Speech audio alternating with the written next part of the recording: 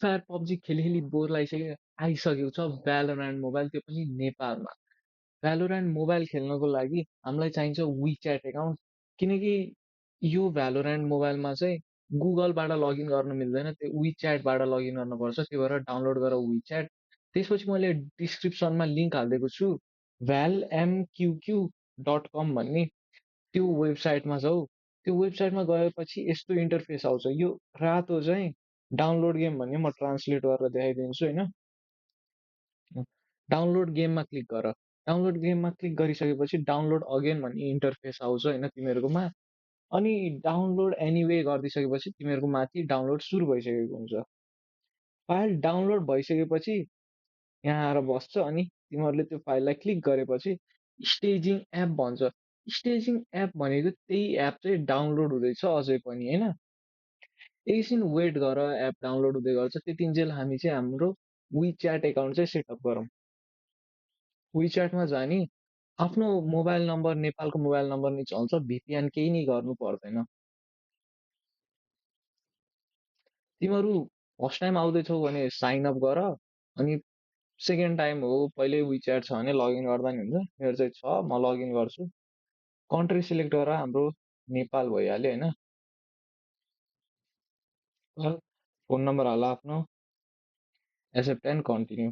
त्यसपछि एसएमएस भेरिफिकेसनबाट पनि उस लगइन गर्न मिल्छ, नत्र चाहिँ फर्स्ट टाइम गर्दा चाहिँ एसएमएस भेरिफिकेसन नै लाउँछ। अनि एउटा क्याप्चा गर्न पर्ने हुन्छ यो सेटअप गर्नलाई चाहिँ। कुकु हेर्ने,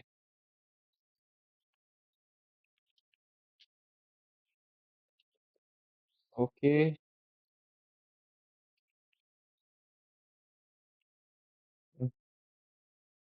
962705 लगइन। हाम्रो विच्याट चाहिँ लगइन भइसक्यो। अनि भ्यालोरेन्ट पनि हाम्रो डाउनलोड भइसक्यो, स्टेजिङ एप भइसकेको थियो।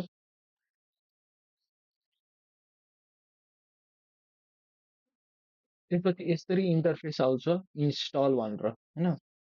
इन्स्टल गर्ने र यसमा चाहिँ एउटा उस छ कि हल्का डिफ्रेन्ट तरिका छ डाउनलोड गर्ने, किनकि यो हाम्रो चाहिँ पुरानो भर्जन, एन्ड्रोइड भर्जनहरूको लागि बनेको भएर चाहिँ यहाँ चाहिँ मालवेयर जसरी फङ्सन गर्छ भन्नाले भाइरस भन्न ठान्छ कि, अनि डाउनलोड नगर भन्न खोज्छ।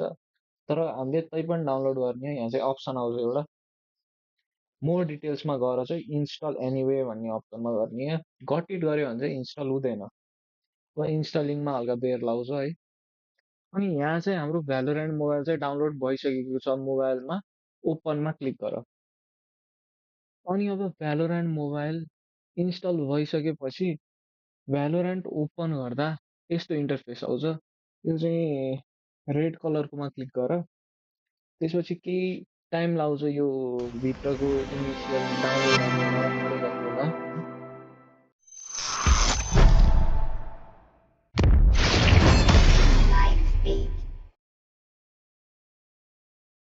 भ्यालोरेन्ट मोबाइलको फर्स्ट लुक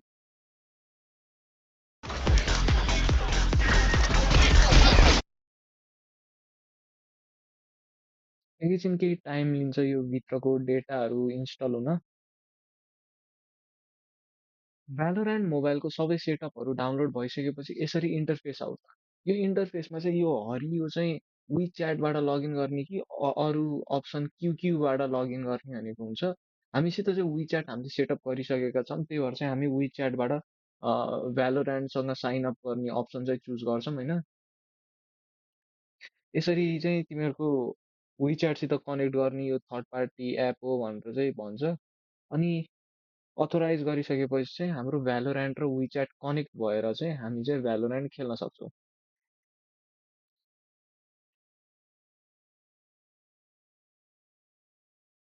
फाइनल्ली हाम्रो भ्यालोरेन्ट मोबाइलमा खुलिसकेको छ। सक्छौ यस्तो देखिन्छ भ्यालोरेन्ट मोबाइल। भ्यालोरेन्ट मोबाइलमा डाउनलोड त गरिसक्यो, तर के तिमीहरूलाई थाहा छ भ्यालोरेन्ट पोइन्ट जुनबाट भ्यालोरेन्टमा स्किन किन्न सकिन्छ त्यो कसरी फ्रीमा लिने? थाहा छैन? थाहा छैन भने यो भिडियोमा क्लिक गर।